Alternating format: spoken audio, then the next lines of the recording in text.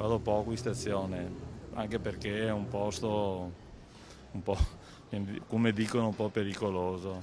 Ho visto che a volte sono stato, ho visto che spacciavano anche di giorno, quindi Per i padovani la stazione è sicuramente una delle zone della città che dovrebbero entrare nei nuovi poteri dei prefetti dopo la direttiva del Ministero dell'Interno.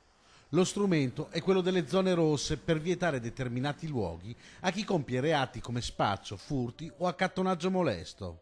Un'evoluzione del DASP urbano voluto dal precedente governo e dato in gestione ai prefetti, diretta emanazione dello Stato centrale. Il ministro dell'Interno, Matteo Salvini, dice di averlo fatto per risolvere problemi creati dai sindaci distratti. Il prefetto però minimizza.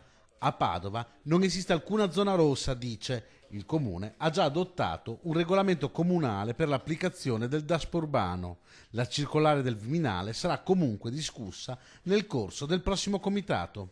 E penso che sia una cosa positiva per i cittadini. Penso che Salvini, come per me, non abbia ragione. Insomma. Sicuramente non andrei a passeggiare alla stazione, ecco, questo sì. Comunque credo che Salvini faccia bene a prendere dei provvedimenti seri per quanto riguarda la delinquenza.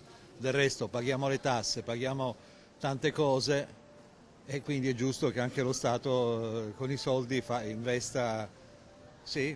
Penso che una di quelle è l'Arcella, la zona della stazione. Non lo so, però per quello che dicono i ragazzi, i miei figli che si muovono, ci sono posti dove non possono andare.